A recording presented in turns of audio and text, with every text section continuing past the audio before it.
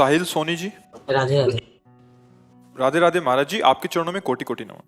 महाराज श्री, मैंने कुछ समय से सारे पापा आचरण छोड़कर राधा नाम का जप शुरू किया है और इससे पूरे जीवन में बहुत बदलाव भी आया है। महाराज श्री, प्रश्न ये है कि जैसे सब बोलते हैं कि कर्म तो लौट कर आता ही है, तो क्या जो पापाचरण हमने किए हैं उनका फल भी हमें भोगना ही पड़ेगा या नहीं, यदि हमने भगवान के सामने क्षमा याचना कर? किसका प्रश्न है?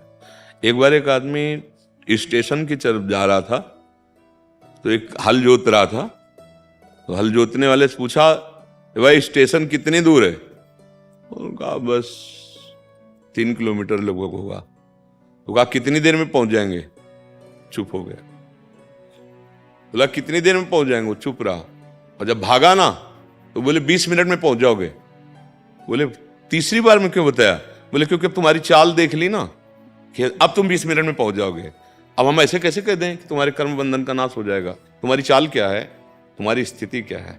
देखो, पाप क्रियाएं जो हमसे हो जाती हैं वो सुरक्षित रख जाती हैं, ऐसी तिजोरी में रखती हैं कि नष्ट करने की सामर्थ्य केवल भगवान के हाथ में है। कोई दूसरा कर्म नष्ट नहीं कर सकता। जैसे अब दान पुण्य शुभ कर्म, तो वो शुभ कर्म एक अलग हो गया और पाप तो अशुभ कर्म अलग हो गया। ये सब स्टॉक है, एकमात्र इसकी अधिकार केवल भगवान में है। मामेव प्रपद्यन्ते माया में ताम अहम त्वाम सर्व पापेभ्यो मोक्षयिष्यामि मा शुचा। भगवान कहते हैं ना, मैं तुम्हें समस्त पापों से हूं, तो भगवान की शरण में हो। अच्छा, ये समझना है कि हम लोग विष खा रहे हैं, विष। जैसे विषय भोग है ना, उसका विष है आसक्ति। हम इस भोग के बिना नहीं जी सकते, ये आसक्ति विष है। कर्म में कामना विषय है, परिवार में ममता विषय है, विचारों में अहंकार विषय है। ये विषय विष घोल रहे हैं। तो थोड़ी देर के हमें लिए लगता है कि हमने पाप छोड़ दिए, पाप हमने छोड़, ऐसा लगता है जैसे स्वप्न में लगा कि हम जग गए, पर वास्तविक कभी नहीं जगे। वो स्वप्न ही में देख रहा कि मैं जग गया हूं, ऐसे लगता है मैं निष्पाप हो गया हूं। अभी नहीं। जब निष्पाप हो जाओगे ना, तो जैसे पेट भर जाता है ना, तो दूसरे से प्रमाण नहीं पूछा जाता, भैया तुम जरा खड़े रहे ना, हम पाले और हमारा पेट भर जाए तो आप जरा बता देना। ऐसा कभी हुआ है क्या? अपने को अनुभव हो जाता है ना। निष्पाप होने के लिए एकमात्र भगवान की शरण है। परिवार में ममता नहीं, प्रियता रखो, भगवान का भाव रखे। कर्म करो, भगवान को समर्पित कर दो। विचारों में अहंकार ना होने पावे। कोई भी भोग धर्म से विरुद्ध नहीं होगा जीवन में, तो आसक्ति भगवान में हो जाएगी। नहीं, भोग में आसक्ति है, ऐसा बांध लेती है जैसे कोई नशा है, कोई गंदी बातें हैं, अब हम इसके बिना जी नहीं सकते। ये विष है, सबको मार रहा है। ये 4 बहुत बड़े विष हैं। भोगों में आसक्ति, कर्मों में कामना, विचारों में अहंकार, संबंधियों में ममता। ये 4 विष सबको मार रहे हैं, कोई जान नहीं पा रहा। अगर सत्संग के द्वारा जान जाओ, कला सीख जाओ, इन विष को हटा दो, तो फिर खीर ही खीर है, आनंद ही आनंद है। 10 दिशाएं मंगलमयी हो जाएंगी। परिवार में रहते हुए ममता नहीं है, सब में समता है, भगवान का भाव है। विषय सेवन हो रहा है धर्मपूर्वक, लेकिन उसकी आसक्ति नहीं है। कितनी बढ़िया ऊंची स्थिति है। विचार है पर अहंकार नहीं है, कितनी बढ़िया। कर्म है पर कामना नहीं है। इसी को तो जीवन मुक्त महापुरुष कहते हैं। तो वो तो गृहस्थी में भी हो सकता है। अगर हम ये बात, आसक्ति, कामना, अहंकार, ममता, ये 4 ऐसे विषय पूरे विश्व को मार रहे हैं। इन्हीं में पूरा विश्व फंसा हुआ है, और इन्हीं को छोड़ दे तो परमानंद में अभी डूब जाए, अभी डूब जाए, अभी डूब जाए। हम लोग सच्चे अध्यात्म को समझ नहीं पाते हैं। बाहरी में इसमें सब टंगे रहते हैं कि 4 दिन फल पालेंगे तो फलाहार है, ऐसा है, वैसा है। ये सब बाहरी बातें भाई। अंदर घुस और तिजोरी को खोल, जहां माल भरा है। बाहर चाबी नहीं है, अंदर चाबी है उसकी।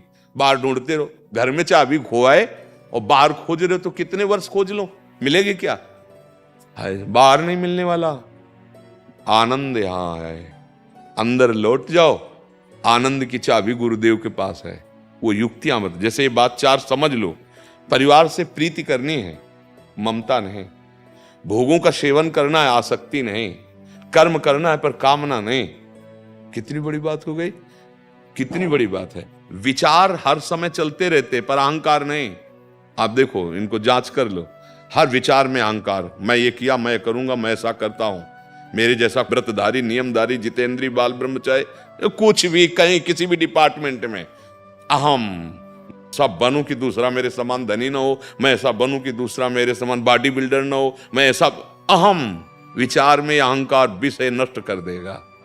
परिवार मेरा केवल, और ऐसी ममता कि जैसे तुम अपने बच्चे से प्यार करते हो ऐसे दूसरों के भी बच्चे हैं। अब दूध बेचना है, उसमें केमिकल मिला के बेच रहा है, अपने बच्चे को कितना प्यार, और दूसरे के बच्चों के हाथों में जब वो दूध जाएगा विष कर रहा है। ममता ने अपने बच्चे की रक्षा के लिए दूसरे बच्चे की हत्या कर रहा है, दूसरे का ना। कितना आप जरा लंबा विचार करके देखो तो इस ममता ने हाहाकार मचा दिया। भोगों की आसक्ति, जैसे हमारा शरीर प्रिय ऐसे दूसरे का शरीर प्रिय। कैसा कैसा कैसा देखो, भोगों में आसक्ति ने कैसा पापाचरण करा दिया। ये 4 विष हैं, अगर इन 4 विषयों से बच जाए तो निश्चित भगवत प्राप्ति हो जाएगी। फिर समझ लीजिए, विषय भोगों में आसक्ति, कर्म में कामना, शरीर संबंधियों में ममता, शरीर और शरीर संबंधियों में ममता, और विचारों में अहंकार। अगर इन 4 का निवारण कर ले तो पैंट शर्ट में महात्मा है, उसके अंदर कोई प्रश्न नहीं रह जाएगा, अपने आप आत्मानंद का अनुभव होने लगेगा।